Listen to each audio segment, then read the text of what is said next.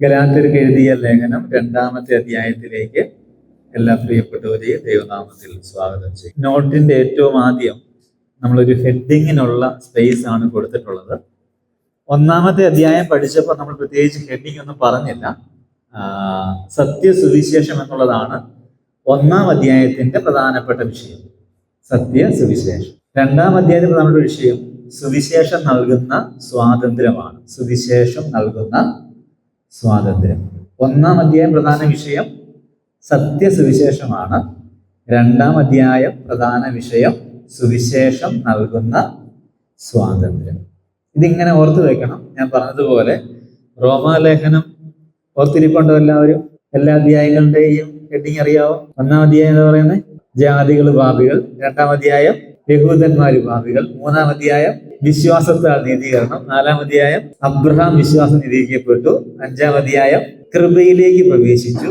6-ാം അധ്യായം പാപത്തിൽ തുടരരുത്, പാപം ചെയ്യരുത്. 7-ാം അധ്യായം ക്രിസ്തുവിന്റെ പങ്കാളികളായിട്ട് മാറുക. 8-ാം അധ്യായം ആത്മാവിനെ അനുസരിച്ച് ജീവിക്കുക. 9, 10, 11 അധ്യായങ്ങൾ ഇസ്രായേലിന്റെ വീണ്ടെടുപ്പ്. നമുക്കുള്ള പാഠം എന്തൊക്കെ? പ്രായോഗിക പാഠം എന്തൊക്കെയായിരുന്നു?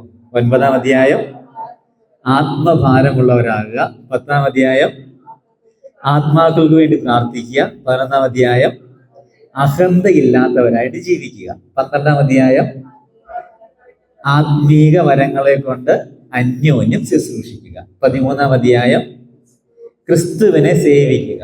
14-ാം അധ്യായം ക്രിസ്തുവിനെ ധരിക്കുക. 15-ാം അധ്യായം ക്രിസ്തു കേന്ദ്രീകൃതമായി ജീവിക്കുക.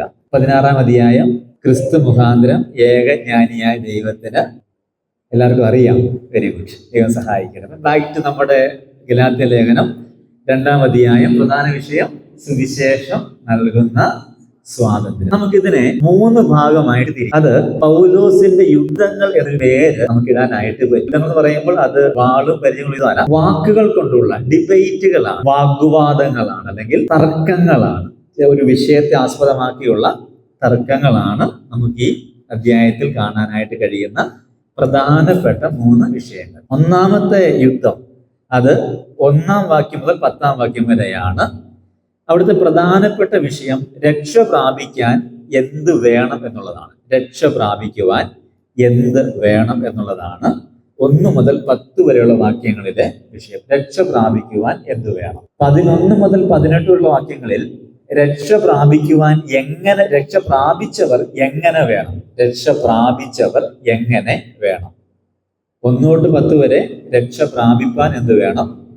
2, 1, 11 തൊട്ട് 18 വരെ രക്ഷ പ്രാപിച്ചവർ എങ്ങനെ വേണം. How they should behave. അതാണ് 11 തൊട്ട് 18 വരെ. 19 തൊട്ട് 21 വരെ 19-21 വരെ രക്ഷ പ്രാപിച്ചവർ എന്താകണം, രക്ഷ പ്രാപിച്ചവർ എന്ത് ആകണം, അവരെങ്ങനെ ജീവിക്കണം എന്നുള്ളതാണ് 19 മുതൽ 21 വരെയുള്ള വാക്യങ്ങളിലെ പ്രധാനപ്പെട്ട വിഷയം. ഓക്കെ, അപ്പൊ നമ്മൾ 1-ാമത്തെ വിഷയം നോക്കുന്നു. രക്ഷ പ്രാപിക്കാനായിട്ട് എന്ത് വേണം. What is needed to be saved. ഇവിടെ സംവാദകര് 2 പേരാണ്. ഓക്കെ, യുദ്ധം എന്ന് പറയുമ്പോൾ 2 പേരുണ്ടാവണം അല്ലെ. ഒരു ഡിബേറ്റ് എന്ന് പറയുന്നത് 2 പേര് ഉണ്ടാവണം. ഇപ്പൊ ഡിബേറ്റ് ആരൊക്കെയാണ് ഇവിടെ? 1-ാം വാക്യം നോക്കിയേ, ഗലാത്യർ 2:1. ഞാൻ ബർന്നബാസുമായി. അപ്പൊ ആരാണ് 1-ാമത്തെ ആള്? പൗലോസാണ് 1-ാമത്തെ ആള്. ഇനി എതിർ സംവാദകൻ വേണം അല്ലെ. നമ്മൾ ഈ വിഷയം അവതരിപ്പിക്കുമ്പോൾ ഒരാൾ മാത്രം പറഞ്ഞാൽ പോരാ, അതിനെതിര് പറയുന്ന ആളും വേണം. വേണ്ടേ? വേണം. 2-ാം വാക്യം വായിച്ചു നോക്കിയേ, ആരാണ് പൗലോസിനെതിര് പറയുന്നതെന്ന്? അവരോട് വിശേഷാൽ പ്രമാണികളോട്. അപ്പൊ ആരാണ് എതിർ സംവാദകർ? പ്രമാണിമാർ. പ്രമാണി എന്ന് പറയുമ്പോൾ യഹൂദ പ്രമാണിമാർ. ഓക്കെ, യഹൂദ പ്രമാണിമാർ. സംവാദകൻ 1 പൗലോസ് ആണ്. എതിർ സംവാദകൻ യഹൂദന്മാരിലെ പ്രമാണിമാര് ആണ്. ഓക്കെ, ഇനി ഇത് നടന്ന സ്ഥലം എവിടെയാ? നടന്ന സ്ഥലം എവിടെയാ? യെരുശലേം. 1-ാം വാക്യത്തിലുണ്ട്, ഞാൻ യെരുശലേമിലേക്ക് പോയി. ഇതിന് മധ്യസ്ഥന്മാരുണ്ട്. എല്ലാ സംവാദത്തിനും മോഡറേറ്റേഴ്സ് ഉണ്ട്, നിരീക്ഷിക്കുന്ന ആളുകളുണ്ട്. 3 പേരാണ് ഇവിടെ പ്രധാനമായിട്ട് നിരീക്ഷകരായിട്ടുള്ളത്. 9-ാമത്തെ വാക്യം. യാക്കോബ്, കേഫാവ് എന്ന് പറഞ്ഞാൽ പത്രോസ് ആണ്. അപ്പൊ യാക്കോബും പത്രോസും യോഹന്നാനും, ഇവര് 3 പേരുമാണ് ഈ സംവാദത്തെ നോക്കി കാണുന്നവർ. ഇതിന്റെ മധ്യത്തിൽ നിന്ന് ഇവരെന്തൊക്കെയാണ് പറയുന്നത്, ആരുടെ ഭാഗത്താണ് ശരി എന്ന് വീക്ഷിക്കുന്നത് 3 പേരാണ്. ആരൊക്കെയാണ്? പത്രോസ്, യാക്കോബ്, യോഹന്നാൻ. ഇവരുടെ പ്രത്യേകത എന്താ? യെരൂശലേം സഭയുടെ തൂണുകളായി എണ്ണപ്പെട്ടവരാണ് ഇവരെന്ന് പറഞ്ഞാൽ യെരൂശലേം സഭയിലെ പ്രധാനപ്പെട്ട അധ്യക്ഷന്മാരാണ് ആര്? പത്രോസും യാക്കോബും യോഹന്നാൻ. ഓക്കെ, ഇനി പൗലോസിനെ സഹായിക്കാൻ വേണ്ടി 2 പേരുണ്ട്. 1-ാം വാക്യത്തിൽ വായിച്ചു നോക്കിയേ. പൗലോസിനെ സഹായിക്കാൻ 2 പേരുണ്ട്. ആരൊക്കെയാ? ബർന്നബാസുമുണ്ട്, തീത്തോസുമുണ്ട്. പൗലോസിന്റെ സഹായിയായിട്ട് ബർന്നബാസും തീത്തോസും ഉണ്ട്. പ്രമാണിമാർക്ക് സഹായികളായിട്ട് ആരാ ഉള്ളത്? 4-ാം വാക്യം. നുഴഞ്ഞു വന്ന കള്ള സഹോദരന്മാർ ആർക്ക് സഹായികളായിട്ടുണ്ട്? പ്രമാണിമാർക്ക് സഹായികളായിട്ട്. ഇപ്പൊ 2 പേര് തമ്മിൽ വാഗ്വാദം നടക്കുകയാണ്, തർക്കം നടക്കുകയാണെങ്കിൽ ഒരു ഡിബേറ്റ് നടക്കുകയാണ്. ഒരു സൈഡിൽ പൗലോസ് നിൽക്കുന്നു, മറ്റേ സൈഡിൽ ആര് നിൽക്കുന്നു? യഹൂദ പ്രമാണിമാര് നിൽക്കുന്നു. സംഭവം നടക്കുന്ന സ്ഥലം യെരൂശലേമാണ്. പൗലോസിന്റെ കൂടെ ആരുണ്ട്? ബർന്നബാസും ഉണ്ട്, തീത്തോസും. പ്രമാണിമാരുടെ കൂടെ ആരുണ്ട്? കള്ള സഹോദരന്മാര് ഉണ്ട്. ഇത്രയുമാണ് നമ്മൾ കണ്ടത്. മധ്യസ്ഥന്മാരായിട്ട് യാക്കോബ്, പത്രോസ്, യോഹന്നാൻ എന്ന ആളുകളും ഉണ്ട്. ഇനി അടുത്ത പേജിലോട്ട് വരാം, 6-ാമത്തെ പേജ്.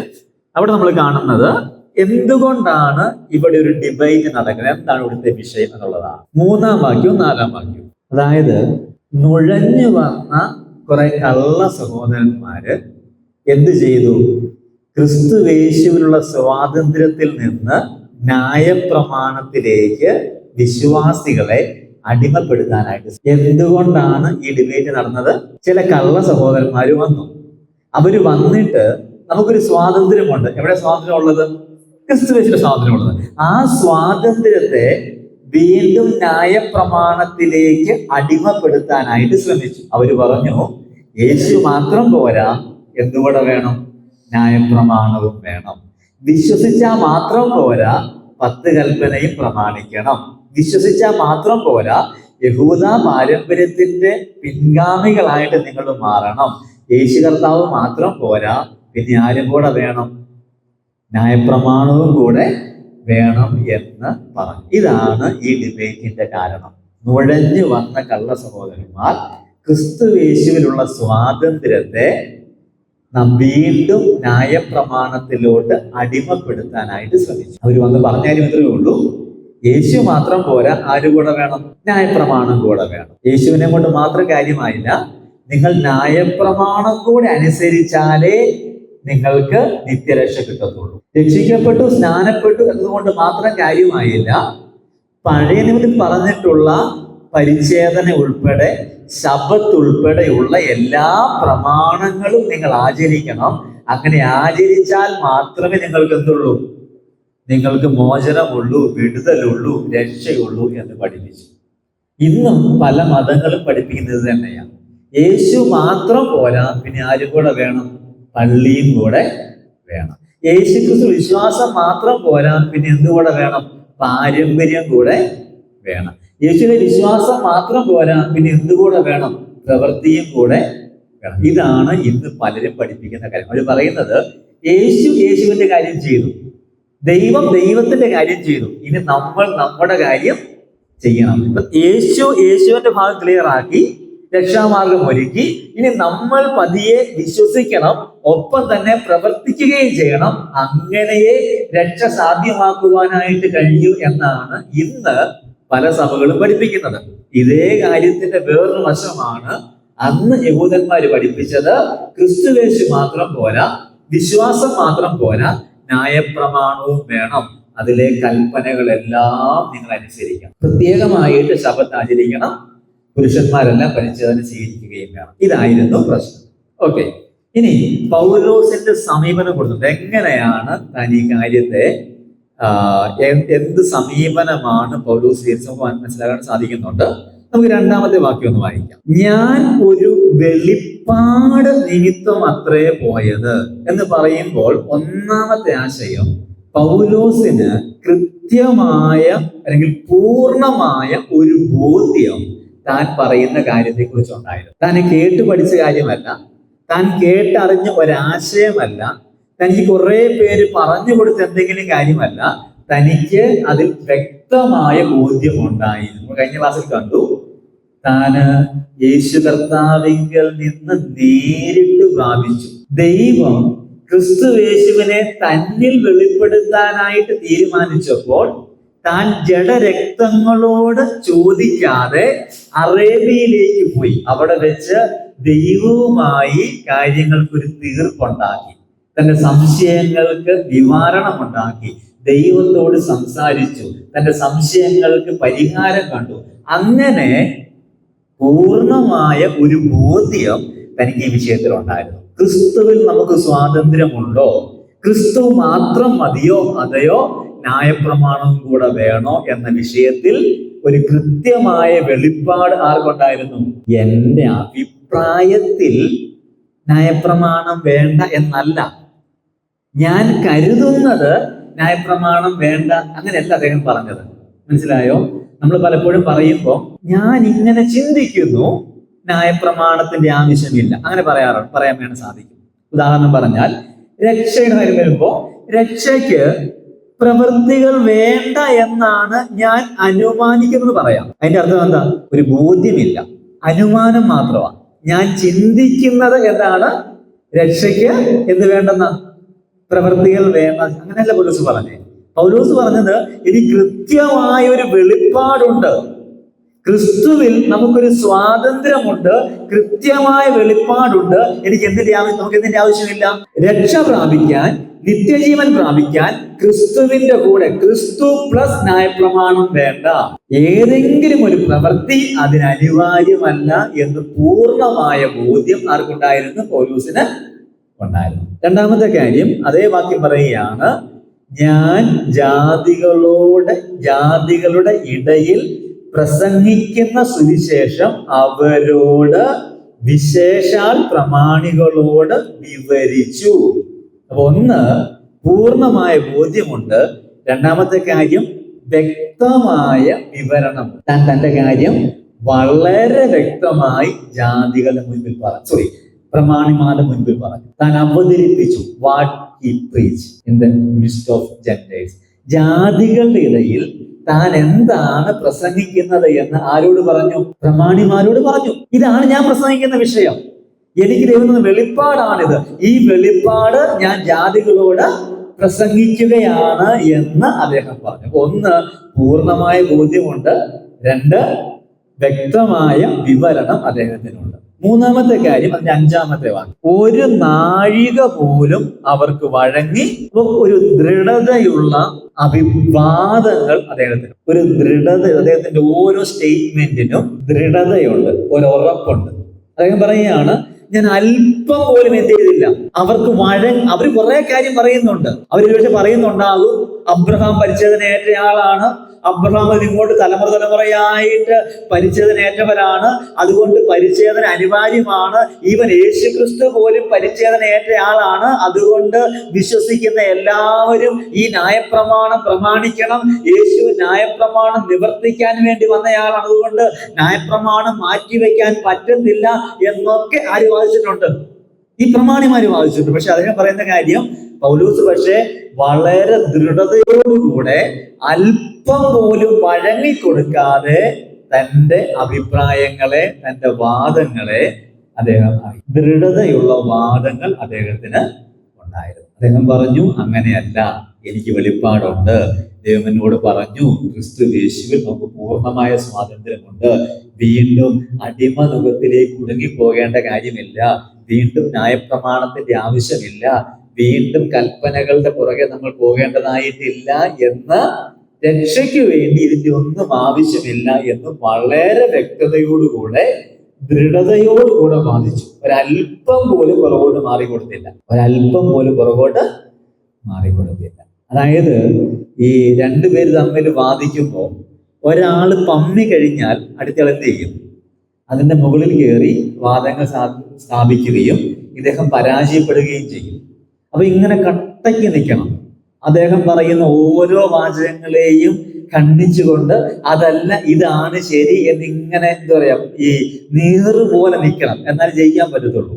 അതേ അവസ്ഥയെ പൗലോസ് പറയുന്നത്. ഞാൻ ഒരല്പം പോലും അവർക്ക് വഴങ്ങി കൊടുത്തിട്ടില്ല. അവരെന്തെല്ലാം വാദങ്ങൾ പറഞ്ഞോ, അവരെന്തെല്ലാം കാര്യങ്ങൾ പറഞ്ഞോ, അതിനെല്ലാം എന്ത് ചെയ്തു? വേദപുസ്തക പ്രകാരം, വചനപ്രകാരം ഞാൻ പൊളിച്ചു. അതൊക്കെ തെറ്റാണ് എന്ന് അവരോട് ഞാൻ വാദിച്ചു. പിന്നെ പറയുകയാണ്, 6-ാമത്തെ വാക്യം നോക്കുക. 6-ാമത്തെ വാക്യം പറയുന്ന കാര്യം എങ്ങനെയാണ്? പ്രമാണികളായവരോ അവർ പണ്ട് എങ്ങനെയുള്ളവർ ആയിരുന്നാലും എനിക്ക് ഏതുമില്ല, ദൈവം മനുഷ്യന്റെ മുഖം നോക്കുന്നില്ല, പ്രമാണികൾ എനിക്ക് ഒന്നും ഗ്രഹിപ്പിച്ച് തന്നിട്ടും ഇല്ല. പ്രമാണികളായവരോ അവർ പണ്ട് എങ്ങനെയുള്ളവരായിരുന്നാലും എനിക്ക് ഏതുമില്ല. ഇതൊരു ഭയങ്കര സ്റ്റാൻഡ്. ഒന്ന് ആലോചിച്ച് നോക്കിയേ. ഒരു വലിയ കൂട്ടം ജനം ആർക്കെതിരെയാ? പൗലോസിനെതിരെയാ. ഒരു വലിയ കൂട്ടം ജനം പൗലോസിനെതിരെയാണ്. പൗലോസ് പ്രസംഗിക്കുന്ന സുവിശേഷം അത് ശരിയല്ല, ന്യായപ്രമാണവും കൂടെ വേണം എന്ന് വാദിക്കുന്നവരാണ് ഭൂരിപക്ഷം ആളുകളും. ഈവൻ പത്രോസും യാക്കോബും യോഹന്നാനും ഒക്കെ ഇതിനെക്കുറിച്ച് കൃത്യമായ ഒരു ബോധ്യമില്ലാതെ ഒരു ന്യൂട്രൽ സ്റ്റാൻഡ് നിൽക്കുകയാണ്. പത്രോസ് യേശുവിന്റെ കൂടെ അപ്പോസ്തലന്മാരാ, പക്ഷെ അദ്ദേഹത്തിന് എന്തുണ്ട് ഇവിടെ? അദ്ദേഹം അഭിപ്രായം ഒന്നും പറയുന്നില്ല. ജാതികളിൽ പോയ കാര്യങ്ങളൊക്കെ പറയുന്നുണ്ടെങ്കിലും ഈ ന്യായപ്രമാണം കൂടെ വേണോ വേണ്ട എന്ന കാര്യത്തിനകത്ത് അഭിപ്രായം ഒന്നും പറയാതെ ഇങ്ങനെ നിൽക്കുകയാണ്. അങ്ങനെ നിൽക്കുന്നിടത്ത് പൗലോസ് പറയുകയാണ്, ഇവരൊക്കെ ഇനി എന്തോ പറഞ്ഞാലും എനിക്ക് കുഴപ്പമൊന്നുമില്ല. പ്രമാണികളായവർ അവരിനി ആരായിരുന്നാലും എനിക്കൊന്നും ഇല്ല. ഇതൊരു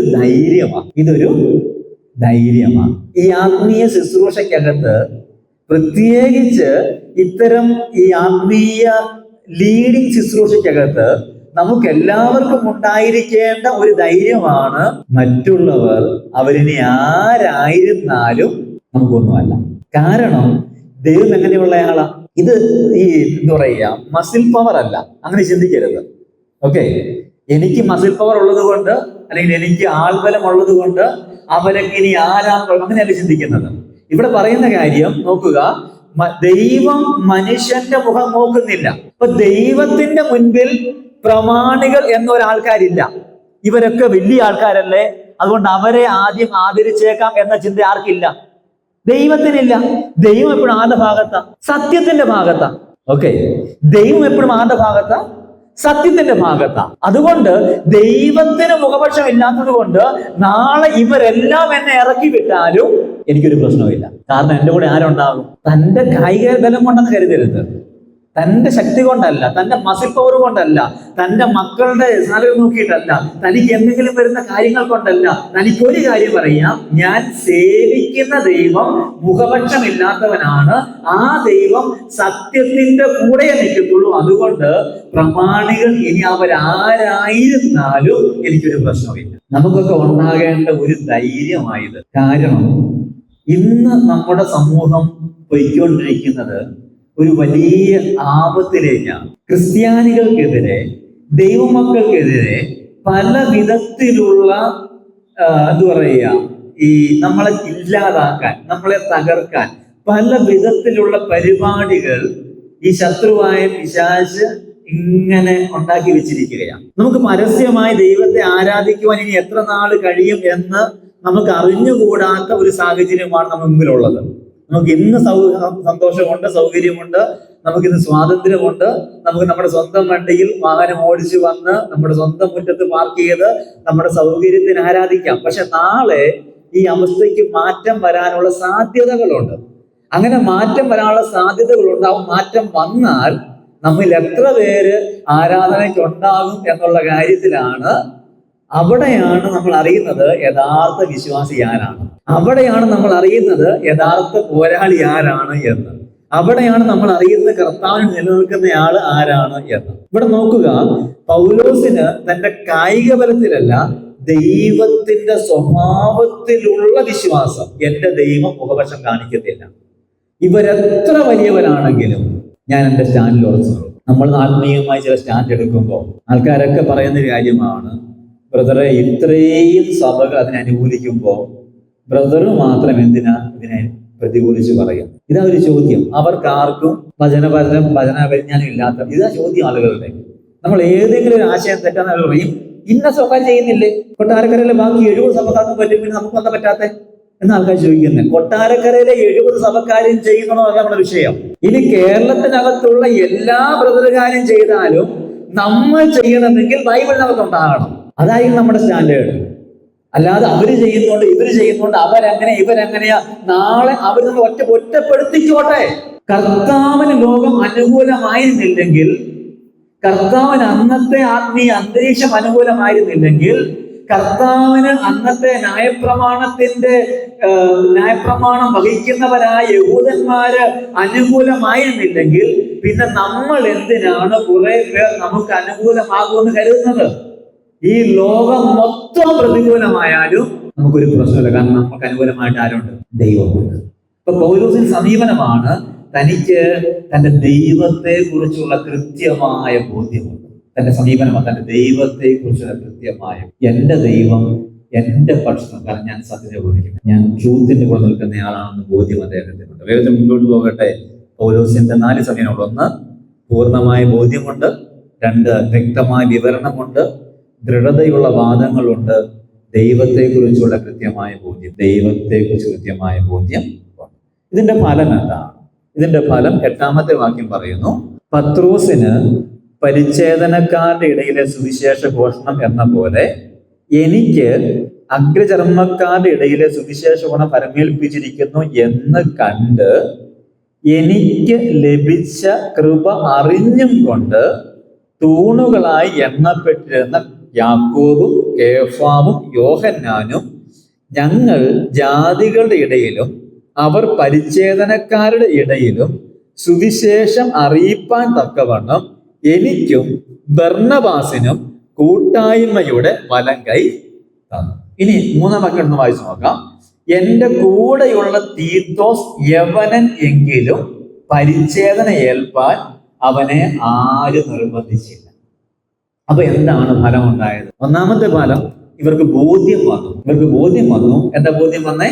വിശ്വാസം മാത്രം മതി എന്ന് ബോധ്യം വന്നു. ഓക്കെ, വിശ്വാസം, കൃപയാലാണ് രക്ഷ, ന്യായപ്രമാണത്തിന്റെ ആവശ്യമില്ല, ക്രിസ്തുയേശു മാത്രം മതി, ക്രിസ്തുവിലുള്ള വിശ്വാസം മാത്രം മതി എന്ന് കേൾവിക്കാർക്ക് എല്ലാവർക്കും ബോധ്യം വന്നു. അതിന്റെ തെളിവാണ് 3ാമത്തെ വാക്യം. അവരെന്ത് ചെയ്തില്ല? തീത്തോസിനെ പരിച്ഛേദന കഴിക്കാനായിട്ട് നിർബന്ധിച്ചില്ല. ഒരു പക്ഷം പറയുന്നു എന്ത് വേണം? പരിച്ഛേദന വേണം. അടുത്ത പക്ഷം പറയുന്നു പരിച്ഛേദന വേണ്ട.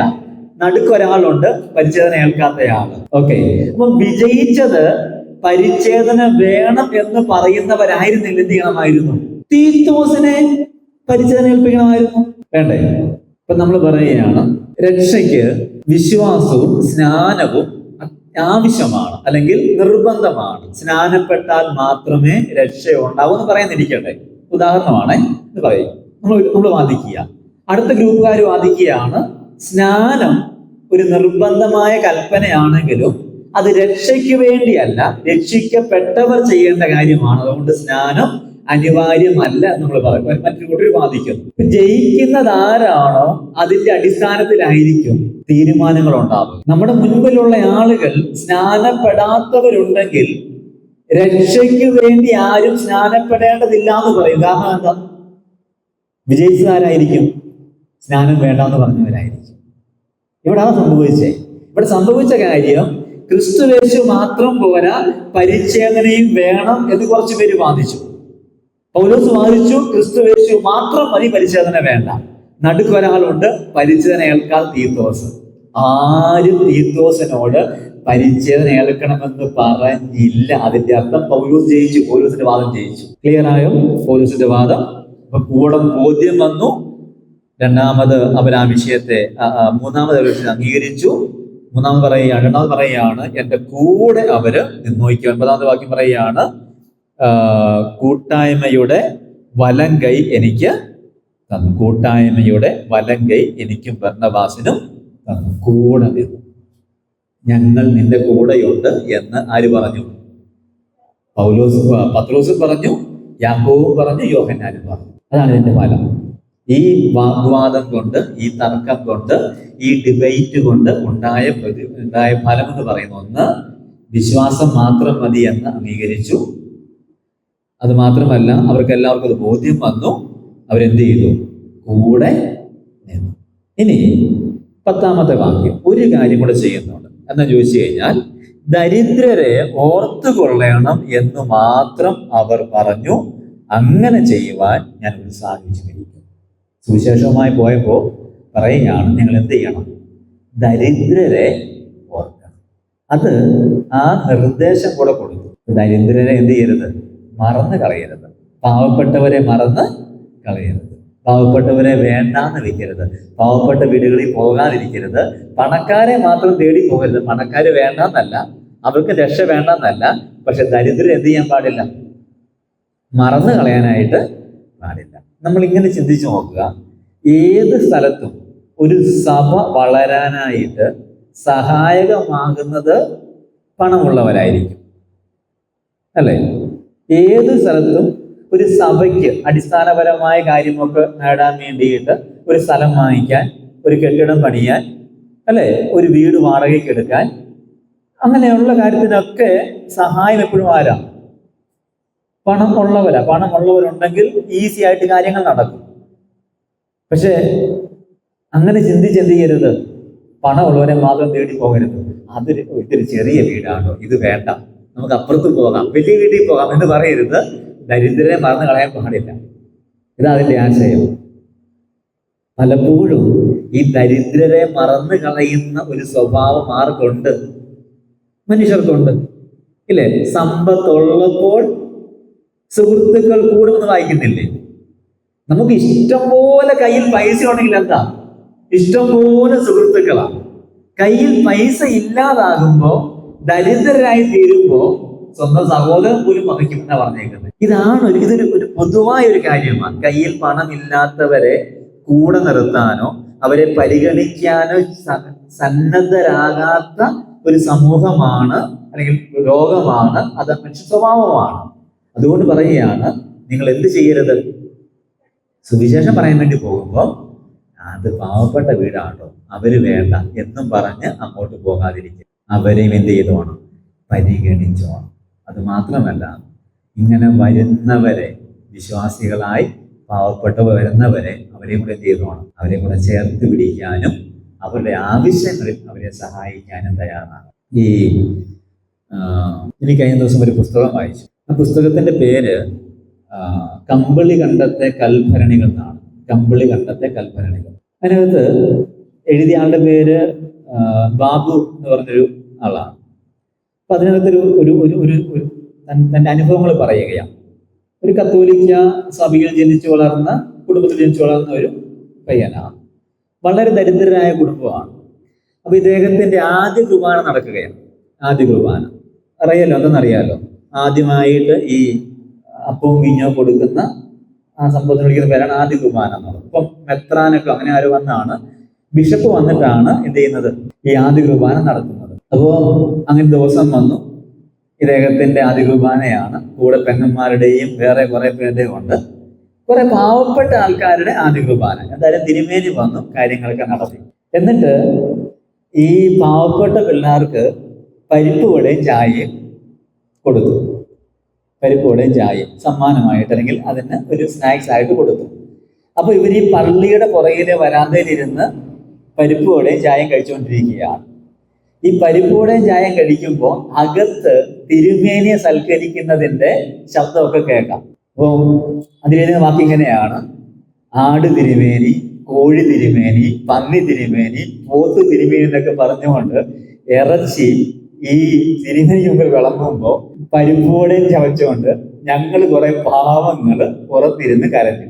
അകത്ത് തിരുമേനി ഇറച്ചി കഴിക്കുക, കോഴി കഴിക്കുക, പോത്ത് കഴിക്കുക, ആട് കഴിക്കുക എന്ന് പറയുമ്പോൾ പാവപ്പെട്ട കുറെ പിള്ളേർ എന്ത് ചെയ്തേക്കുക? തഴഞ്ഞേക്കുക. നമുക്കിടയിലും ഉണ്ട് അങ്ങനെ ചില ആൾക്കാർ വരുമ്പോ, അല്ലെ, സഹോദര കോഴി, സഹോദര പോത്ത്, സഹോദര ആട്, സഹോദര അത് ഇത്, അല്ലെ, ആട് വാശ്രേ, പോത്ത് വാശ്രേ, കോഴി വാശ്രേ എന്നൊക്കെ വിളിച്ച് നമ്മൾ ചെയ്യുമ്പോൾ കുറെ പാവപ്പെട്ട വിശ്വാസികൾ അവിടെ കഞ്ഞിക്ക് പോലും വകയില്ലാതെ കിടക്കുന്നുണ്ടെങ്കിൽ നമ്മുടെ സുവിശേഷമൊന്നും അല്ല. നമ്മളെ കാണിക്കുന്നത് പക്ഷപാത. ദൈവത്തിന് ഉപഭാഷയില്ല. വരുന്നയാൾക്കും വരുന്ന ഗസ്റ്റിനും വീട്ടിലുള്ളയാൾക്കും സഭയ്ക്കകത്തുള്ളയാൾക്കും ഒരേ ആഹാരം കൊടുക്കണം. അതാണ് ബൈബിളിന്റെ നീതി. ഞങ്ങളുടെ ബൈബിൾ കോളേജിൽ ആദ്യം നടന്ന സംഭവമാണ്. BBA-യിൽ. വൈകുന്നേരങ്ങളിൽ കഞ്ഞിയാണ്, ആൾക്കാരല്ല കേട്ടോ, ആഹാരം. അപ്പോൾ ഒരു ദിവസം ഈ OM സാമുവൽ സാറ് വൈകുന്നേരം കഴിക്കാനായിട്ട് ഇരുന്നു. അപ്പൊ സാറിന് മാത്രം ചപ്പാത്തി കോഴിക്കറിയും കൂടെ കൊണ്ടുവന്ന് കൊടുത്തു. അപ്പൊ സാറ് നോക്കിയപ്പോൾ ബാക്കി എല്ലാവരും കഞ്ഞിയാണ്. അപ്പൊ സാറ് ചോദിച്ചു, അല്ല ഇവിടെ എന്താ ഇങ്ങനെ, അവർക്ക് കഞ്ഞിയാണല്ലോ, എനിക്ക് എന്താണെന്ന് ചോദിച്ചപ്പോൾ അവർ പറഞ്ഞു, അല്ല സാറ് സ്പെഷ്യൽ അല്ലേ, അതുകൊണ്ട് സാറ് പറഞ്ഞു ആ പരിപാടി പറ്റത്തില്ല, അവർക്ക് കഞ്ഞിയാണ് എനിക്ക് കഞ്ഞി, എനിക്ക് എന്ത് തരുന്നോ അത് അവർക്ക് കൊടുക്കണം, അല്ലെങ്കിൽ അവർക്ക് തരുന്നത് മാത്രം എനിക്ക്. അന്നോട്ട് BBA-യുടെ ചരിത്രം മാറി. വരുന്ന ടീച്ചർമാരും കഞ്ഞിയാണ്, പിള്ളേർക്ക് കഞ്ഞിയാണ്. ഇന്ന് കഴിഞ്ഞ വർഷം വരെ കഞ്ഞിയായിരുന്നു വൈകുന്നേരങ്ങളിലെല്ലാം. പിന്നെ ഇപ്പം അത്യാവശ്യം മാറ്റം വരുത്തിയേക്കാണ്. ഞാൻ പറഞ്ഞത് ഈ തിരിച്ചു വ്യത്യാസങ്ങൾ അത് പാടില്ല. പണക്കാർക്കൊരു നീതി, പാവപ്പെട്ടവർക്ക് വേറൊരു നീതി, അങ്ങനെയല്ല. അവരെ കൂടെ എന്ത് ചെയ്തോണം, പരിഗണിക്കണം. ഇതാണ് അപ്പോസ്തലന്മാര് അല്ലെങ്കിൽ പത്രോസ്, യാക്കോബ്, യോഹന്നാൻ കൊടുത്ത നിർദ്ദേശം. ഓക്കെ, ഇപ്പൊ നമുക്ക് അടുത്ത വിഷയത്തിലേക്ക് വരാം. ഈ വിഷയം മനസ്സിലായെന്ന് കരുതുന്നു. പൗലോസും പ്രമാണിമാരും തമ്മിലുള്ള വാദത്തിന്റെ കാരണം എന്താണ്? സുവിശേഷത്തിന്റെ കൂടെ ന്യായപ്രമാണവും കൂടെ വേണം എന്ന് ചിലർ വന്ന് വാദിച്ചു. അടിമത്തത്തിലേക്ക് നയിക്കാനായിട്ട് ശ്രമിച്ചു. പൗലോസ് തന്റെ വെളിപ്പാടനുസരിച്ച് പൂർണ്ണമായ ബോധ്യത്തോടെ, വ്യക്തതയോടെ വിവരിച്ചു, ദൃഢതയോടെ നിന്നു. ദൈവത്തെക്കുറിച്ച് ബോധ്യത്തിൽ ആരെയും പേടിച്ചില്ല, ആരെയും കൂസാക്കിയില്ല. ആരെയും പേടിക്കാൻ നിന്നതുകൊണ്ട് അവർക്കെല്ലാവർക്കും ബോധ്യം വന്നു. അവര് കൂടെ നിന്നു, തന്റെ വാദത്തെ അംഗീകരിച്ചു, ഒരു ചെറിയ നിർദ്ദേശം വെച്ചു. അത് പാവപ്പെട്ടവരെ കൂടെ ദരിദ്രരെ കൂടെ ഓർത്തുകൊള്ളണം എന്നുള്ളത് ആയിരുന്നു. ഇനി നമുക്ക് 11-ാം വാക്യം മുതൽ അതിൻ്റെ 11 മുതൽ 18 വരെ, 11 18 വരെ രക്ഷ പ്രാപിച്ചവർ എങ്ങനെ വേണം എന്നുള്ളതാണ്. How should be those who have been saved. എങ്ങനെയാണ് അവർ ചെയ്യേണ്ടത്? ഇവിടെ 2 പേരാണ് സംവാദകരായിട്ടുള്ളത്. നമുക്ക് 11-ാം വാക്യം വായിച്ചു നോക്കാം. 11-ാമത്തെ വാക്യം. ഈ കേഫാവ് പത്രോസ് ആണ്. കേഫാവ് അന്ത്യോക്യയിൽ വന്നാറെ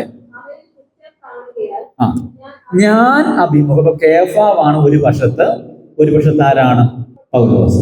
പത്രോസും പൗലോസും, അങ്ങനെ വേണമെങ്കിൽ നമുക്ക് പറയാം. അല്ലെങ്കിൽ കേഫാവും പൗലോസും, അതാണ് സംവാദകര്. ഓക്കെ, നടന്ന സ്ഥലം അന്ത്യോക്യ.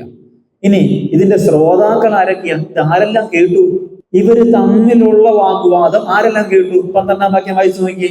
യാക്കോബിന്റെ അടുക്കൽ നിന്ന് ചിലർ വരും മുൻപേ അവർ ജാതികളോടുകൂടെ തിന്നു പോന്നു.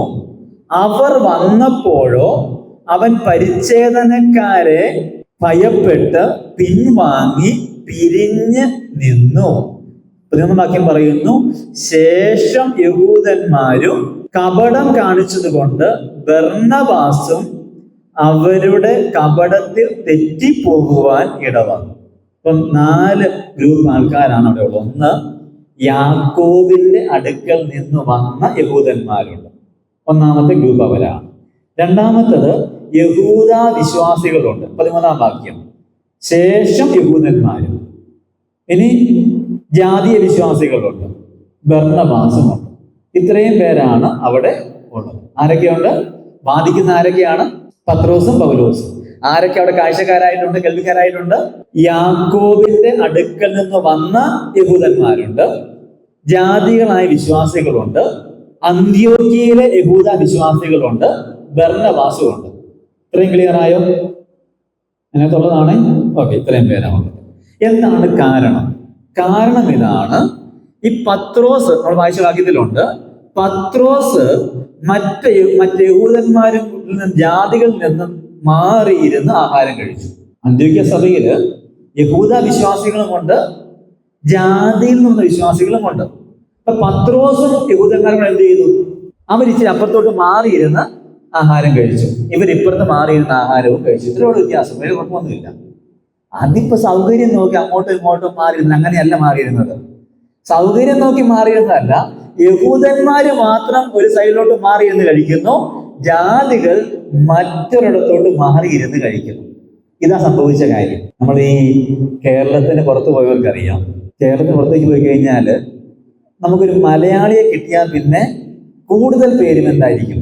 പിന്നെ ഊണും ഉറക്കവും കഴിപ്പും എല്ലാം ഈ മലയാളീസിന്റെ കൂടെ ആയിരിക്കും. കാരണം നമ്മുടെ നാട്ടുകാരനെ കൂടെ കിട്ടി. നമ്മൾ നാട്ടിൽ തമ്മിൽ അടിയാണെങ്കിലും നാട്ടിൽ നിന്ന് പുറത്തു പോയാൽ പിന്നെ ഒറ്റക്കേട്ടാണ്. മലയാളീസ് അങ്ങനെയാണ് കൂടുതലും.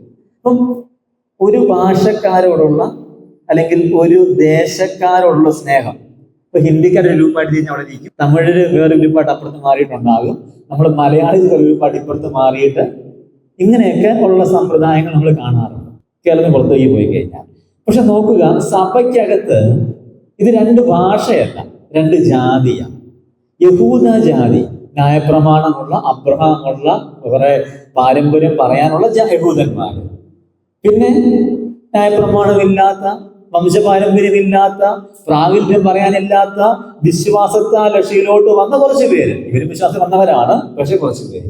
അപ്പൊ ഈ രണ്ട് പേരിൽ എന്ത് ചെയ്യുന്നു? മാറി മാറി ആഹാരം കഴിക്കും. യഹൂദന്മാരുടെ കൂടെ ഒരു ജാതികനും ഇരിക്കുന്നില്ല, ജാതികളുടെ കൂടെ പോയി ഒരു യഹൂദനും ഇരിക്കുന്ന.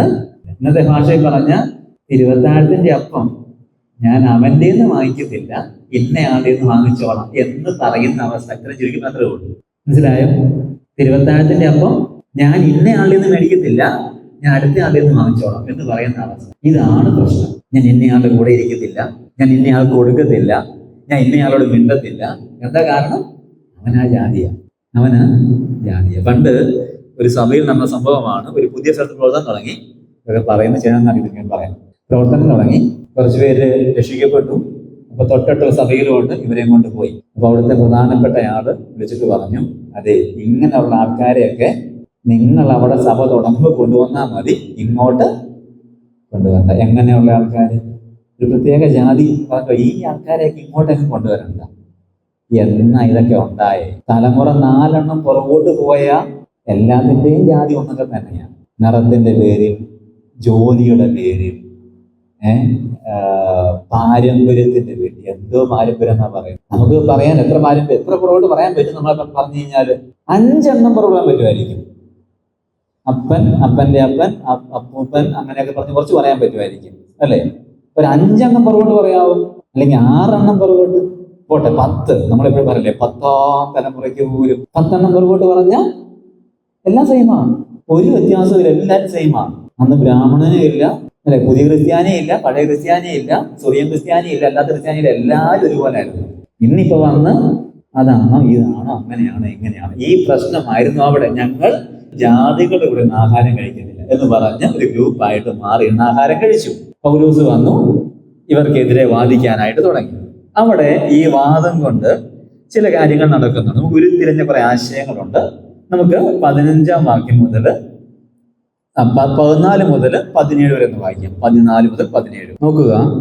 15-ാം വാക്യം പറയുന്നു, ഇവര് എങ്ങനെയുള്ളവരാണ്? നാം സ്വഭാവത്താൽ ജാതികളിൽ നിന്നുള്ള പാപികളല്ല. അപ്പൊ ജാതികളാരാ? പാപികളാണ്. 17-ാം വാക്യം നോക്കിയേ. 17-ാം വാക്യം പറയുന്നു, നാമും പാപികൾ. അപ്പൊ ഇവർ രണ്ടുപേരും തമ്മിലുള്ള വാഗ്വാദം കൊണ്ട് ഉരുത്തിരിഞ്ഞ ഒന്നാമത്തെ ആശയം, എല്ലാവരും പാപികൾ. നമ്മൾ ജാതികളിൽ നിന്നുള്ള പാപികളല്ല, ഇപ്പൊ ജാതികൾ പാപികളാണ്. അവസാനം പറയുകയാണ് നാമും പാപികൾ. അപ്പൊ അതിന്റെ അർത്ഥം എന്താ?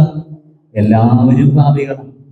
അപ്പൊ ഈ പൗലോസും പത്രോസും തമ്മിലുള്ള വാഗ്വാദം കൊണ്ട് ഉരുത്തിരിഞ്ഞ ഒന്നാമത്തെ ആശയം, എല്ലാവരും, യഹൂദനും പാപിയാണ്, ജാതികളും പാപിയാണ്. അല്ല, തിരിച്ചു പറഞ്ഞാൽ ജാതികളും പാപികളാണ്, യഹൂദന്മാരും പാപികളാണ്, സിറിയൻ ക്രിസ്ത്യാനികളും പാപികളാണ്, ഹിന്ദുക്കളും പാപികളാണ്. മനസ്സിലായോ?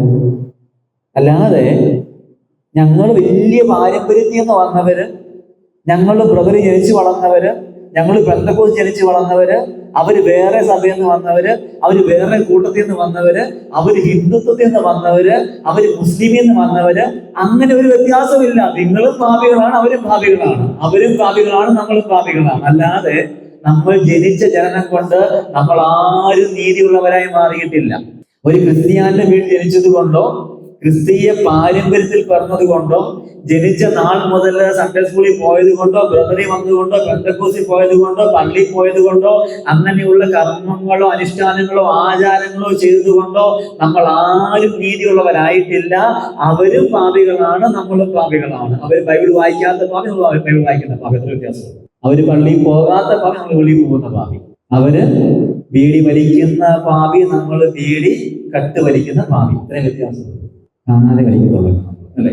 ചുമ്മാ പറഞ്ഞ പോട്ടെ. ഇത്രയും വ്യത്യാസം. എല്ലാവരും പാപികൾ. രണ്ടാമത്തെ ആശയം നോക്ക്, 16-ാമത്തെ വാക്യം.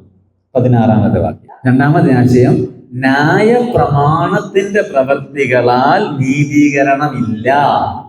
ന്യായ പ്രമാണത്തിന്റെ പ്രവൃത്തികളാൽ നീതീകരണം ഇല്ല. ന്യായപ്രമാണം പറയുന്ന 612 കൽപ്പനകളും അതങ്ങനെ അക്ഷരം പ്രതി അനുസരിച്ച് നീതീകരണം പ്രാപിക്കാനായിട്ട് ആരെ കൊണ്ടും കഴിയത്തില്ല. ന്യായപ്രമാണത്തിന്റെ പ്രവൃത്തികളാൽ നീതീകരണമില്ല. ഒന്നിൽ പിഴച്ചാൽ എല്ലാത്തിലും തെറ്റിയതുപോലെയാണ്. അതെടുത്ത് അധ്യായത്തിനും പഠിക്കാൻ സമയത്ത്. അപ്പൊ ന്യായപ്രമാണം കൊണ്ട് 10 കൽപ്പന കൊണ്ട് അതിനുശേഷമുള്ള 612 കൽപ്പനകൾ കൊണ്ട് നമുക്ക് ആർക്കും എന്ത് ചെയ്യാൻ സാധിക്കത്തില്ല? നീതീകരിക്കപ്പെടാൻ കഴിയത്തില്ല. ന്യായപ്രമാണം കൊണ്ട് നീതീകരണം ഉണ്ടാകുമായിരുന്നെങ്കിൽ ന്യായപ്രമാണം ആചരിക്കാൻ സകല ജാതിയോടും പറഞ്ഞാൽ മതിയായിരുന്നു. പക്ഷെ അത് സാധിക്കാത്തത് കൊണ്ടാണ് യേശു കർത്താവ് ലോകത്തിലേക്ക് വന്നത്, നമുക്ക് പകരമായിട്ട് മരിച്ചത്. ന്യായപ്രമാണത്തെ പൂർത്തിയാക്കിയിട്ട് മാനവജാതിയുടെ പാപത്തിന്റെ പരിഹാരമായി മരിച്ചിട്ട് യേശു പറഞ്ഞു, മറ്റൊരുത്തനും രക്ഷയില്ല.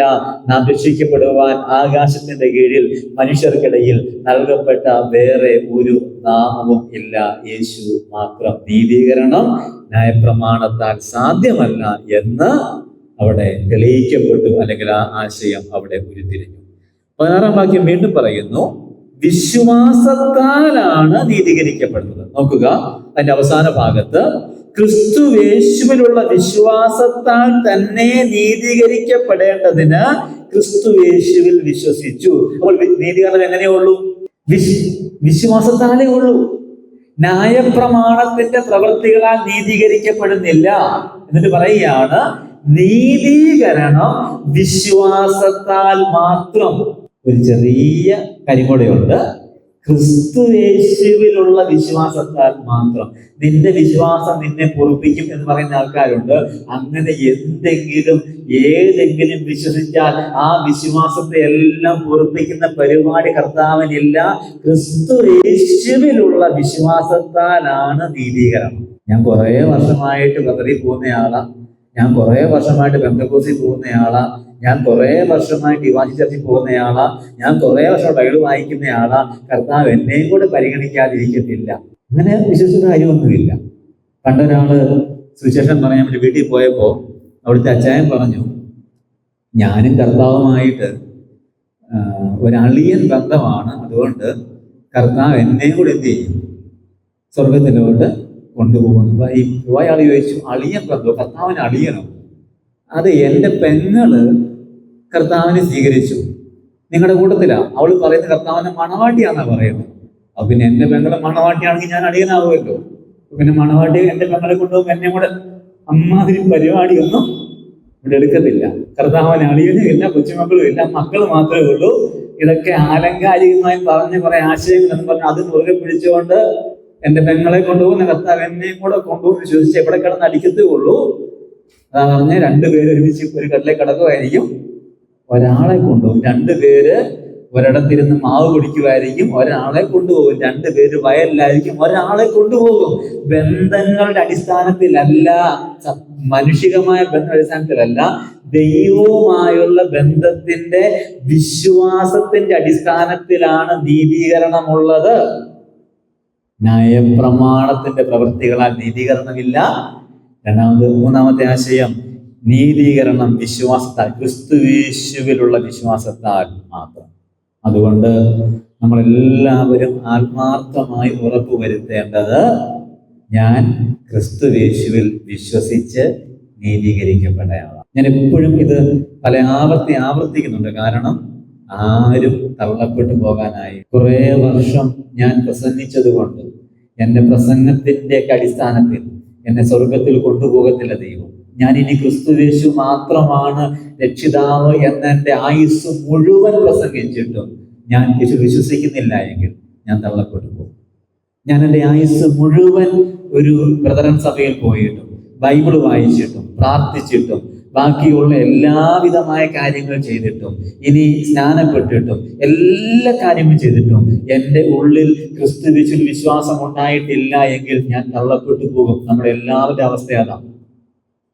അതുകൊണ്ട് നമുക്ക് നീതീകരണം ആരിൽ മാത്രമേ ഉള്ളൂ? ക്രിസ്തുയേശുവിനുള്ള വിശ്വാസത്തിൽ മാത്രമേ ഉള്ളൂ. നമ്മുടെ മക്കൾ, നമ്മുടെ തലമുറ ക്രിസ്തുയേശുവിൽ വിശ്വസിക്കാൻ വേണ്ടി നമ്മൾ പ്രാർത്ഥിക്കണം. അവർ അങ്ങനെ ആത്മീയരാകാൻ വേണ്ടി നമ്മൾ പ്രാർത്ഥിക്കണം. കർത്താവെ, അവര് സൺഡേ സ്കൂളിൽ വരുന്നുണ്ട്, ഒരു ദിവസം ഒരു ക്യാമ്പിൽ പോയി തിരിച്ചു വന്ന സാക്ഷ്യം പറഞ്ഞു, സഭ കേട്ട പാടി കേൾക്കാത്ത പാടി കൊണ്ടുപോയി മുക്കി, അന്ന് തൊട്ട് അപ്പം മുറിക്കുന്നുണ്ട്, വീഞ്ഞും കഴിക്കുന്നുണ്ട്, ബാക്കി എല്ലാം ചെയ്യുന്നുണ്ട് എന്ന് കരുതി എല്ലാ രക്ഷിക്കപ്പെടാൻ കരുതരുത്. രക്ഷിക്കപ്പെടാത്ത ഒരു വലിയ കൂട്ടം സഭയ്ക്കകത്തുണ്ട്. കുറെ കള്ള സഹോദരന്മാര് വന്നതുപോലെ കുറെ ആളുകൾ ആത്മാർത്ഥമായി രക്ഷിക്കപ്പെടാതെ രക്ഷിക്കപ്പെട്ടു എന്ന തെറ്റിദ്ധാരണയിൽ ജീവിക്കുന്നവരുണ്ട്. പുറമെ അവർ ഭക്തരാണ്, പുറമെ അവർ ഭയങ്കര ആത്മീയമായിട്ട് നടിക്കുന്നവർ, പക്ഷെ ആന്തരികമായിട്ട് മാറ്റം ഉണ്ടായിട്ടില്ല. അതുകൊണ്ട് കർത്താവ് പറഞ്ഞ ഒരു വൃക്ഷത്തെ അതിന്റെ ഫലം കൊണ്ട് തിരിച്ചറിയാം. അതിന്റെ ഫലം കൊണ്ടറിയാം ഇത് രക്ഷിക്കപ്പെട്ടതാണോ എന്ന്. ആത്മാവിന്റെ ഫലം സ്നേഹം, സന്തോഷം, സമാധാനം, ദയ, വിശ്വസ്തത, ഇന്ദ്രിയം, പരോപകാരം എന്നീ പറയുന്ന ഗുണവിശേഷങ്ങൾ ഒരു വ്യക്തിയിൽ ഉണ്ടാകുന്നില്ല എങ്കിൽ, ഒരുമിച്ചല്ല, ഇതൊക്കെ ഉണ്ടായി വരുന്നില്ല എങ്കിൽ അതിന്റെ അർത്ഥം ഈ റൂട്ട് ശരിയായിട്ടില്ല എന്നുള്ളത്. മൂത്ത മാനസാന്തരം 3 മാസം, അത്രയേ ഉള്ളൂ. അതുകൊണ്ട് പ്രയോജനമില്ല. ഈ അങ്ങനെയുള്ള മാനസാന്തരം കൊണ്ട് ഞാൻ ഇനി ഭാര്യയെ തല്ലത്തില്ല, മദ്യപിക്കത്തില്ല, മയക്കുമരുന്ന് പോകത്തില്ല, അതിര് മാന്തത്തില്ല, ആരെയും ചീത്ത പറയത്തില്ല, നല്ലതാ. പക്ഷെ യേശു കർത്താവ് ഉള്ളിൽ വന്നിട്ടില്ലെങ്കിൽ, അത്തരം വിശ്വാസം ഉണ്ടായിട്ടില്ലെങ്കിൽ നമ്മൾ തള്ളപ്പെട്ടു പോകും. ക്രിസ്തുയേശുവിലുള്ള വിശ്വാസത്താൽ മാത്രമേ എന്തുള്ളൂ? നീതീകരണം. അതുകൊണ്ട് നമ്മൾ നമ്മുടെ തലമുറയ്ക്ക് വേണ്ടി കണ്ണുനീരോടെ പ്രാർത്ഥിക്കണം. നമ്മുടെ മക്കൾ ക്രിസ്തുയേശുവിൽ വിശ്വസിക്കാനിടയാകും. നമ്മൾ ഓരോരുത്തരും ആ കാര്യം ഉറപ്പുവരുത്തുകയും എന്റെ വിശ്വാസം ആരില്ല? ക്രിസ്തുയേശുവിൽ. മുൻപോട്ട് പോകട്ടെ. 4-ാമത്തെ ആശയം, 14-ാമത്തെ വാക്യം. അവർ സുവിശേഷത്തിന്റെ സത്യം സത്യം അനുസരിച്ച് ചൊവ്വായി നടക്കുന്നില്ല എന്ന് കണ്ടു. അപ്പം വിശ്വാസികളായവർ ഏത് സത്യം അനുസരിച്ച് നടക്കേണ്ടത്? സുവിശേഷത്തിന്റെ സത്യം അനുസരിച്ചാണ് നടക്കേണ്ടത്. സുവിശേഷത്തിന്റെ സത്യം അനുസരിച്ചാണ് നമ്മൾ നടക്കേണ്ടത്. അപ്പം 4-ാമത്തെ ആശയം, രക്ഷിക്കപ്പെട്ടവർ സുവിശേഷത്തിന്റെ സത്യം അനുസരിച്ച് ചൊവ്വായി നടക്കണം. രക്ഷിക്കപ്പെട്ടവർ സുവിശേഷത്തിന്റെ സത്യം അനുസരിച്ച് ചൊവ്വായി നടക്കണം. അപ്പൊ സുവിശേഷത്തിന്റെ സത്യം അനുസരിച്ച് ചൊവ്വായി നടക്കുക എന്ന് പറയുമ്പോൾ എന്നെയും അവനെയും രക്ഷിച്ചത് സുവിശേഷമാണ്. അപ്പൊ എനിക്കും അവനും എന്തില്ല? വ്യത്യാസമില്ല. എന്നെയും അവളെയും രക്ഷിച്ചത് വിശ്വാസമാണ്. അതുകൊണ്ട് എനിക്കും അവൾക്കും വ്യത്യാസം ഇല്ല. അവരുടെ നിറം കറുപ്പായതുകൊണ്ടും എൻ്റെ നിറം വെളുപ്പായതുകൊണ്ടും, അല്ലെങ്കിൽ എൻ്റെ നിറം കറുപ്പായതുകൊണ്ടും അവരുടെ നിറം വെളുപ്പായതുകൊണ്ടും ഇതിന് വ്യത്യാസം ഉണ്ടാകുമോ? എനിക്ക് പണം ഉള്ളത് കൊണ്ടും അവർക്ക് പണം ഇല്ലാത്തത് കൊണ്ടും, എനിക്ക് കാർ ഉള്ളത് കൊണ്ടും അവർക്ക് കാർ ഇല്ലാത്തത് കൊണ്ടും, എനിക്ക് വീടുള്ളത് കൊണ്ടും അവർക്ക് വീടില്ലാത്തത് കൊണ്ടും, എനിക്ക് ഇന്ന സൗകര്യം ഉള്ളത് കൊണ്ടും അവർക്കതില്ലാത്തത് കൊണ്ടും, എനിക്ക് ഒന്നിനെ പേടിക്കാൻ ജീവിക്കാനുള്ള സാഹചര്യം ഉള്ളത് കൊണ്ടും അവർക്കതില്ലാത്തത് കൊണ്ടും വ്യത്യാസം വല്ലതും ഉണ്ടാകുന്നുണ്ടോ? ഒരു വ്യത്യാസം ഉണ്ടാകുന്നില്ല. എല്ലാവരും തുല്യരാണ്. ക്രിസ്തുവിൽ എല്ലാവരും ഒന്നാണ്. ക്രിസ്തുവിൽ എല്ലാവരും തുല്യരാണ്. ഒരു വ്യത്യാസവും ക്രിസ്തുയേശുവിനില്ല. അതുകൊണ്ട് സുവിശേഷത്തിന്റെ മര്യാദ അനുസരിച്ച് ചൊവ്വായി നമ്മൾ സുവിശേഷത്തിന്റെ സുവിശേഷം ഉണ്ടായിരിക്കുന്ന ആ ഒരു സ്വാതന്ത്ര്യം അനുസരിച്ച് നമ്മൾ എന്ത് ചെയ്യണം? ചൊവ്വായി. ഇതൊരു വലിയ സത്യമാണ്. ആദിമ നൂറ്റാണ്ടിൽ അനേകർ പരാജയപ്പെട്ടു പോയ വിഷയമാണ്. പക്ഷെ നമ്മുടെ ജീവിതത്തിൽ നമ്മൾ എന്ത് ചെയ്യാൻ പാടില്ല? ഒരു വ്യത്യാസവും ഒരു കാരണവശാലും നമ്മൾ നടക്കേണ്ട മര്യാദ, നമ്മുടെ പഴയ മര്യാദ, യഹൂദ മര്യാദ പ്രകാരമല്ല നടക്കേണ്ടത്. ജാതീയൻ ഇനി ജാതീയ മര്യാദ പ്രകാരവും അല്ല നടക്കേണ്ടത്. സുവിശേഷത്തിന്റെ മര്യാദ നമ്മൾ ചൊവ്വായി നടക്കണം. നമ്മുടെ പാരമ്പര്യം നടക്കരുത്. വ്യർത്ഥവും ഋതു പാരമ്പര്യവുമായുള്ള നിങ്ങളുടെ നടപ്പിൽ നിന്ന് നിങ്ങളെ വീണ്ടെടുത്തിരിക്കുന്നത് നിങ്ങൾ മുൻപ് ലോകത്തിന്റെ ആദ്യ പാഠത്തിന്റെ പ്രകാരം ജീവിച്ചവരായിരുന്നു. ഇപ്പോഴോ പുതിയ സൃഷ്ടിയായിട്ട് മാറി, പുതിയ ആളുകളായിട്ട് മാറി. നമ്മളെ ഒരു പുതിയ കുടുംബത്തിലേക്ക് അഡോപ്റ്റ് ചെയ്തു. നമ്മളെ ഒരു പുതിയ കുടുംബത്തിൽ ദത്തെടുത്തു. നമ്മൾ ഇനി ഈ കുടുംബത്തിന്റെ അംഗങ്ങളാണ്, ഈ കുടുംബത്തിന്റെ അംശികളാണ്, ഈ കുടുംബത്തിന്റെ ഓഹരിക്കാരാണ്, ദൈവഭവനത്തിന്റെ അംഗങ്ങളാണ് നമ്മൾ എന്നുള്ളത് കൊണ്ട് നമുക്കിനി പഴയ പരിപാടി പറ്റത്തില്ല, പഴയ വഴി പറ്റത്തില്ല, നമുക്കിനി പണ്ടത്തെ പാരമ്പര്യം പറ്റത്തില്ല, വേറെ ആരെയെങ്കിലും അനുകരിക്കാനും പറ്റത്തില്ല. സുവിശേഷം പറയുന്ന മര്യാദ എന്താ? സുവിശേഷ പ്രകാരം ഞാൻ എങ്ങനെയാ നടക്കണ്ടേ? അങ്ങനെ നടക്കാൻ നമ്മൾ ഓരോരുത്തരും തയ്യാറാകണം.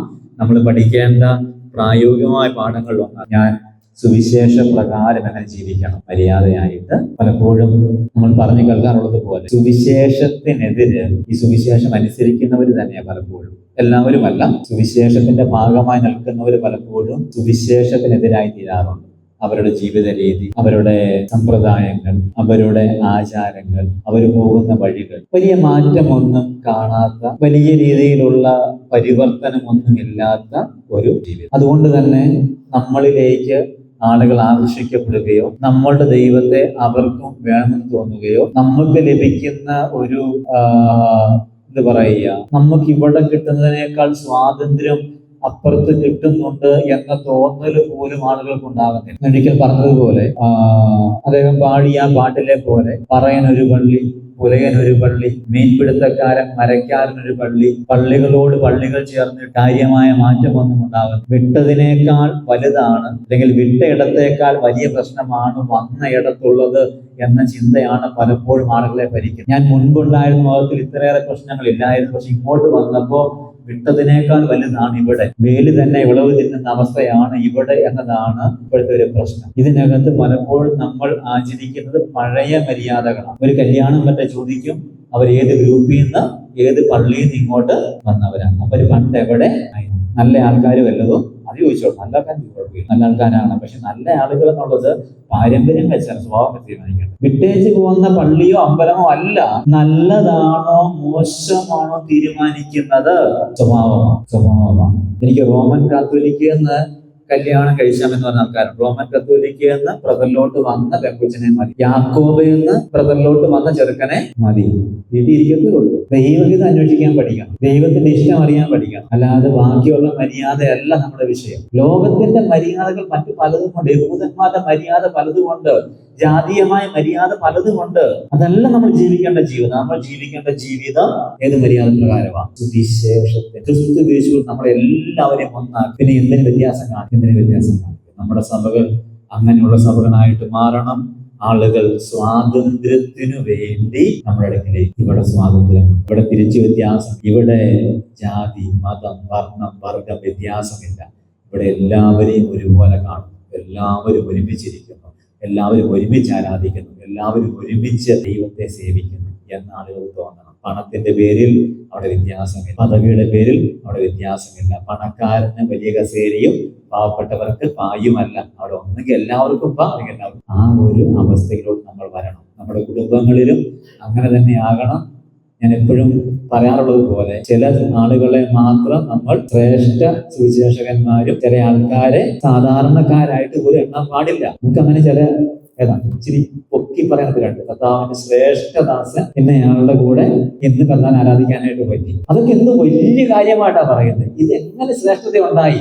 5 സുവിശേഷകന്മാരെ നിരന്നിരിക്കും, അതിനകത്ത് ഒരാൾ മാത്രം എന്നെ ശ്രേഷ്ഠനായിട്ട് മാറി. എന്തിന്റെ അടിസ്ഥാനത്തിൽ? ഇപ്പൊ പ്രാർത്ഥിക്കാൻ വന്നവര് ശ്രേഷ്ഠമല്ലായിരുന്നു, പ്രസംഗിക്കാൻ വന്ന ആൾ മാത്രം ശ്രേഷ്ഠനായിട്ടു. അത് ഇന്നോട്ടുള്ള വില കൊടുത്തു വന്നവരെ ആൾക്കാരും വില കൊടുത്തവരല്ലേ. നമ്മൾ ഇങ്ങനെ ലോകത്തിന്റെ മര്യാദ പ്രകാരം നടക്കരുത്. രക്ഷിക്കപ്പെട്ടവർ സുവിശേഷത്തിന്റെ മര്യാദ പ്രകാരം ചൊവ്വായി നമുക്ക് നമ്മുടെ വാക്കുകൾക്ക് പൂർണ്ണ വിരാമം കുറിക്കാം. പ്രത്യാശയിൽ നമുക്ക് മൂന്നാമത്തെ മൂന്നാമത്തെ യുദ്ധം അത് തന്നോട് തന്നെയാണ്. നമുക്കത് പഠിക്കാം. ഇന്നത്തെ ക്ലാസ്സിലെ സംശയത്തിലുണ്ടെങ്കിൽ ചോദിക്കാം, നമുക്ക് പ്രാർത്ഥിച്ച് ക്ലാസ് അവസാനിപ്പിക്കാം. നമ്മളിന്ന് കണ്ടത് പൗലോസും പ്രമാണിമാരും തമ്മിലുള്ള ഡിബേറ്റും പൗലോസും പത്രോസ് തമ്മിലുള്ള ഡിബേറ്റുമാണ്. പൗലോസും പ്രമാണിമാരും തമ്മിൽ വാദിച്ചത് വിശ്വാസം മാത്രം പോരാ, ന്യായപ്രമാണവും വേണമെന്നാണ്. പക്ഷെ അവസാനം തെളിഞ്ഞു ന്യായപ്രമാണം വേണ്ട, ക്രിസ്തു യേശുവിലുള്ള വിശ്വാസം മാത്രം. പത്രോസും പൗലോസുമായിട്ട് വാദിച്ചപ്പോൾ 4 കാര്യങ്ങൾ പ്രധാനമായിട്ട് ഉരുത്തിരിഞ്ഞു വന്നു. 1, എല്ലാവരും പാപികളാണ്. 2, എല്ലാവർക്കും നീതീകരണം വിശ്വാസത്താൽ മാത്രമാണ്. ന്യായപ്രമാണ പ്രവൃത്തികൾ ആരും നീതീകരിക്കപ്പെടുന്നില്ല. രക്ഷിക്കപ്പെട്ടവർ സുവിശേഷ മര്യാദ പ്രകാരം ചൊവ്വായി. അപ്പോൾ നമുക്ക് അടുത്ത ആഴ്ചയിൽ ബാക്കി വാക്യങ്ങൾ പഠിക്കാം. ദൈവം അതിനായിട്ട് പ്രാർത്ഥിക്കാം. സ്നേഹനിധിയായ ഞങ്ങളുടെ ദൈവമേ, സ്വർഗീയ നല്ല പിതാവേ, നൽകി തന്ന അനുഗ്രഹീതമായ ഈ സമയത്തിനായി ഞങ്ങൾ നന്ദി പറയും. ക്രിസ്തുയേശുവിൽ മാത്രമാണ് നീതീകരണം എന്ന് പഠിക്കുവാൻ അങ്ങ് ഞങ്ങളെ സഹായിച്ചു. ഞങ്ങളും ഞങ്ങളുടെ പ്രിയപ്പെട്ടവരും വിശ്വാസത്താൽ നീതീകരിക്കപ്പെട്ട് അവിടുത്തെ മക്കളായി സുവിശേഷത്തിന് മര്യാദ പ്രകാരം ഈ ലോകത്തിൽ ചൊവ്വായി നടക്കുവാൻ അങ്ങ് ഞങ്ങളെ സഹായിക്കണമേ എന്ന് അവിടുത്തോട് പ്രാർത്ഥന. അങ്ങ് നൽകുന്ന എല്ലാ കൃപകൾക്കും അവിടുത്തോട് നന്ദി പറയുന്നു. ഞങ്ങളെ സമ്പൂർണ്ണമായി താഴ്ത്തി അവിടുത്തെ കൃപയിൽ ആശ്രയിച്ച് ജീവിക്കാൻ അങ്ങ് ഞങ്ങളെ സഹായിക്കും. കർത്താവേ, അവിടുത്തെ കൃപകളാൽ ഞങ്ങളെ നിറച്ച് എല്ലാ നന്മയും നൽകണമേ എന്ന് അവിടുത്തോട് പ്രാർത്ഥിക്കുന്നു. കടന്നു വന്ന എല്ലാവർക്കുമായി ഒരു സ്തോത്രം ചെയ്യുന്നു. കടന്നു വന്ന അനുഗ്രഹത്തിന് മാത്രം കാരണമാക്കി തീർക്കണമേ എന്ന് അടിയങ്ങൾ അവിടുത്തോട് പ്രാർത്ഥിക്കുന്നു. പ്രിയ ചിസ്തോനായിട്ട് പ്രാർത്ഥിക്കുന്നു. അങ്ങ് നൽകിയ ആശ്വാസത്തിനായിട്ട് കർത്താവെ സ്തോത്രം. പ്രിയ കുഞ്ഞിനെ കർത്താവ് പൂർണ്ണമായി സഹായിച്ച് പരിപൂർണമായി സൗഖ്യം കൊടുത്ത് കർത്താവ് ക്ഷേമത്തോടെ വീട്ടിലൂരമത്തവ് സഹായിക്കണമേ എന്ന് അവിടുത്തോട് പ്രാർത്ഥിക്കുന്നു. നോക്കുന്ന കരങ്ങളെ കർത്താവ് ബലപ്പെടുത്തണമേ, സഹായിക്കണമേ എന്ന് അപേക്ഷിച്ചു. അടിയങ്ങളെ സമ്പൂർണ്ണമായി താഴ്ത്തി ഞങ്ങളുടെ നാമത്തെ ഉയർത്തുന്നു. മാനവും മഹത്വവും അടിയങ്ങൾ അങ്ങേക്ക് അർപ്പിക്കും. അടിയങ്ങളുടെ പ്രാർത്ഥന യേശു ക്രിസ്തുവിൻ നാമത്തിലാകട്ടെ. ദയ തോന്നി സ്വീകരിക്കുമാറാകണമേ.